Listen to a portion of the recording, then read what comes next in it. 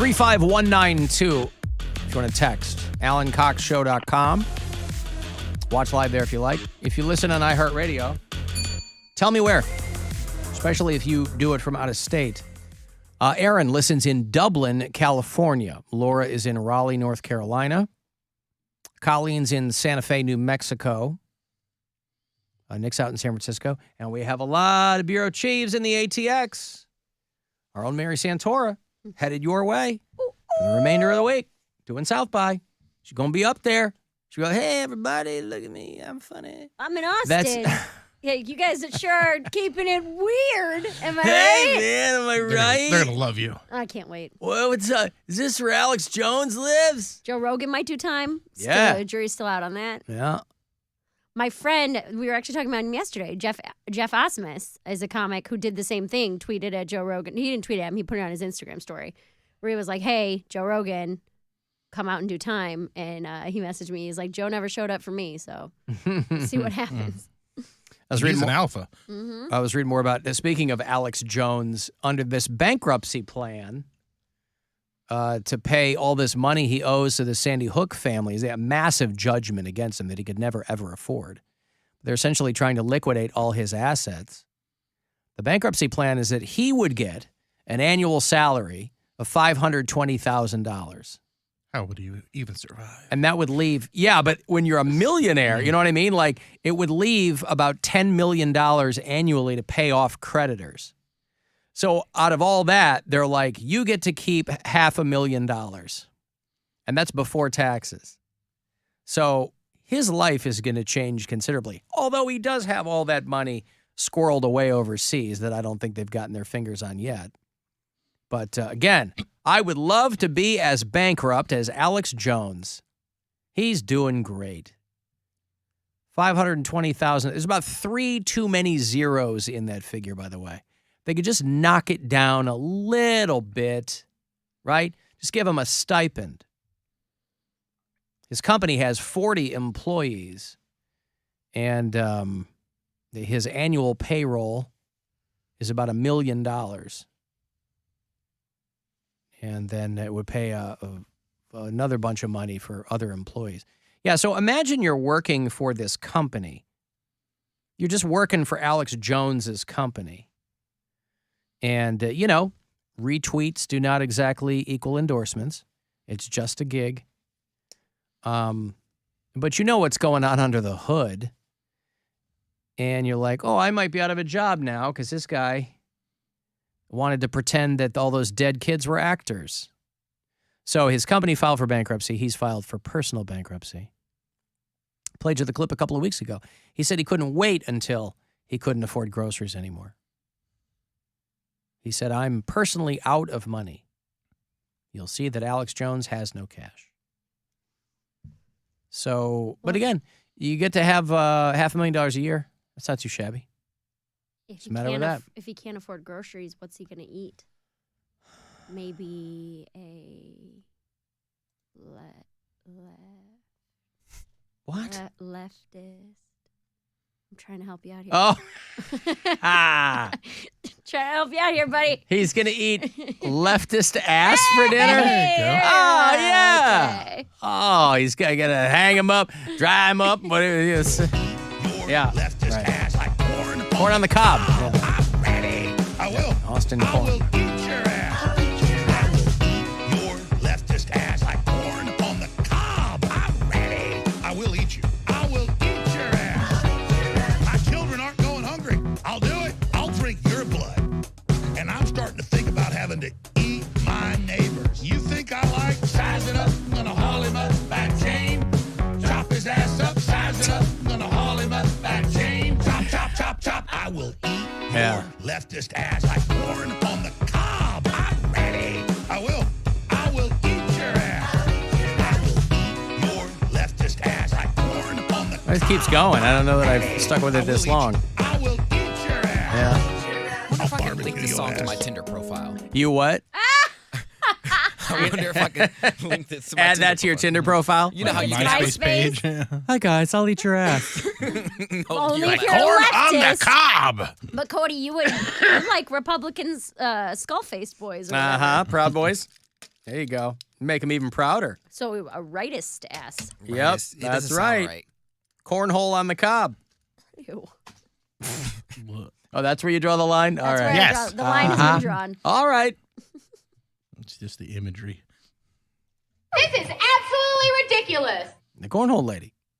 Love that lady. This is stupid. Stupid. Courtney Love's back in the news. Kurt Cobain's ex-wife and my one-time makeout partner, Courtney Love, Ooh. says that the Rock and Roll Hall of Fame does not represent women properly. Excuse me, Whitney Houston. Thank you. Yeah, but I'm always Yeah, that's all the women. she's every woman. Yeah, she's every woman. She said Thank it. you. It's all Done and done. Wipe your hands clean. I am always ambivalent about these kinds of comments because rock and roll is a male-dominated genre. There's just way more guys than women. So, not that she doesn't have a point, I guess. What age did Tina Turner, or I know Ike and Tina are in there, but what? Tina got in last time we went, like 2021. Yep. Okay. She just got in. Because remember Angela Bassett That's inducted right. her? Yeah. Oh, she was so serious. We were talking about the Oscars the other day, and people were giving Angela Bassett a hard time when they called, what's her name up there? Who just won? Oh, Jamie Lee Curtis. Yeah, Jamie Lee Curtis for that movie, This and That and all the stuff in between. And Angela Bassett was sure she was going to win for Wakanda, and her face, she was just stone-faced because Angela Bassett is very dramatic. And so when she inducted Tina Turner into the Rock and Roll Hall of Fame, we were at the Romo Fijo watching it happen. Boy, she was very serious there, too. And it's not like Angela Bassett hasn't done comedies. You know, she's been in a couple like goofy soul plane type movies along the way, too. So she's not averse to that. She's not an elitist by any means, but boy, she takes herself seriously and gets very, very upset when she's not properly recognized, which I guess would get frustrating after a while. Because she's been But doing again, it she for has so long. yeah, but there's a lot of actresses and actors who've been doing it a long time who've never won an Oscar. But always doing like a 100% awesome job. Like she's all. Yeah, that's why they're all in the business But there are because some people they're that great. do mediocre work and they still get Name recognized. one. But they don't get nominated if they do mediocre work. She's been nominated, hasn't won. Well, this is only her second nomination, I think. She got nominated. No, I think she got nominated for Tina. She got nominated for Stella. Okay. She's been nominated a couple times. Great actors who have never won an Oscar: Laura Linney, Edward Norton, Michelle Pfeiffer, Sigourney Weaver, Tom Cruise, Johnny Depp. I wouldn't call them great actors, but I mean, they do good work, I guess. Glenn Close, Annette Bening, Ethan Hawke. A lot of people who do really good work have never won an Oscar. Anyway, Courtney Love says there aren't enough women in the Rock and Roll Hall of Fame. She was complaining about an article, a Women Who Rock article for Women's History Month. Well, Cyndi Lauper's leading the vote, I think, the fan vote. Yeah. Courtney Love pointed out that there are 719 inductees in the Rock and Roll Hall of Fame, and only 61 are women. That's 8.4%.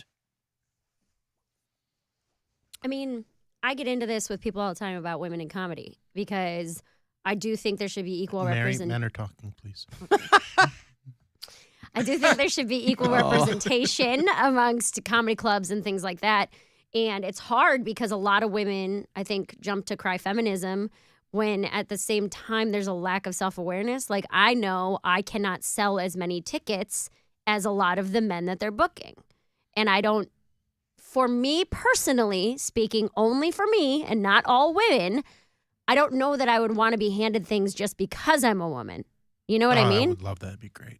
But no, it's like I know I'm funny, I know I'm great, but don't give me a weekend just because you need a chick on the lineup. You know what I mean? Like, I think you take what they Yeah, give you. I think- take what they give you for sure. And I've definitely If been somebody in was that like, position somebody was like, before. Alan, we want to give you this big thing, but it's only because we need somebody here, cis and white you man. check Someone a with couple that boxes. face. Exactly I'd say what Cody said. Sign me up. Exactly what Cody said, because you've never been a part of a marginalized group before. And I'm not saying that women Mary, are I'm a white man. Okay? Exactly. We are the Nobody- newest we are the- marginalized group. Right. We're everyone's a-hole is white cis men, You okay? hear the gay black man laughing and me, a female, trying to make points here. We're not, no one's suggesting we're a minority. We're factually not. But we're everybody's ball bag to kick around now. In the last, 3 years? Nobody's a bigger dick now than I'd say straight 6. white guys. Yeah, Me Too was, Especially in 2017 comedy. or 18? Especially in comedy. And that's fine. Now that's okay, sure. But what about the last 700 years or 2 million years, or however long people have been Well, alive? if you go back 700 years ago and look for comedians How long then, it was people have been around. probably very, very different than you had Carlin and I don't know who else. I kind of got into this with my girlfriend. She's like, you should book more girls on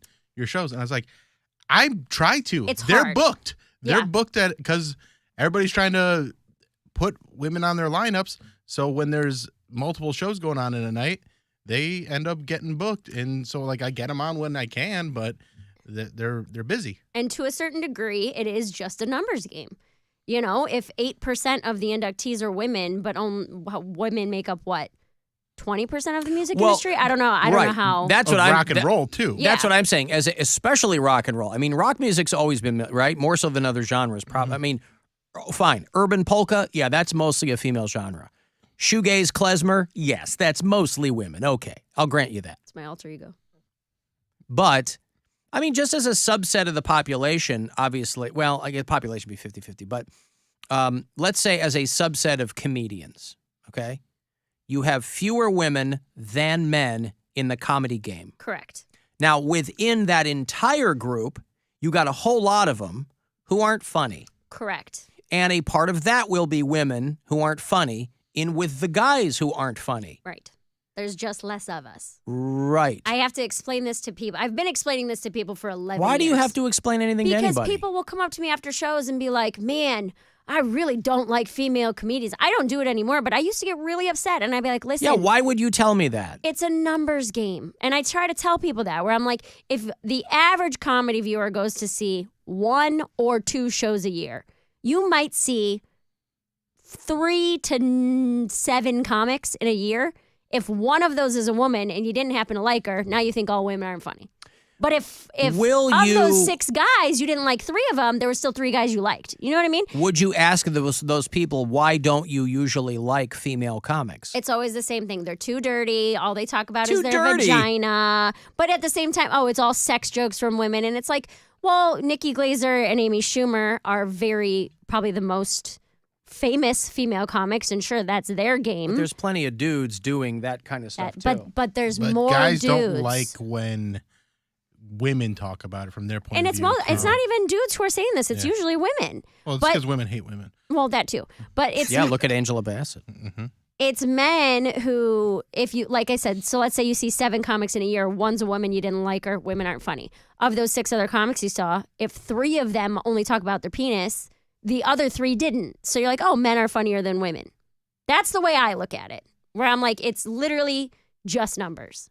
Because you could book a very diverse lineup of all female comics. Right. Where it's completely different genres. Everybody's super funny. Everybody's well written. Different delivery styles. But also what sucks is all you can hope to do is beat the odds because you're never going to outmaneuver that situation. No, never. You can just be funny, work hard, do whatever. And that's all you meet the can right, do. Yeah, right. You can't outmaneuver it. So So when you just have to kind of try to plow through it. when this kind of stuff comes up with, the Rock and Roll Hall of Fame, it's like, is it misogyny or is it numbers? Because I have to toe that line in comedy a lot, where it's like, it's not necessarily that you're not getting, I'm sure there's places that don't book you just because you're a woman. Sure, there's plenty of skeezy club owners.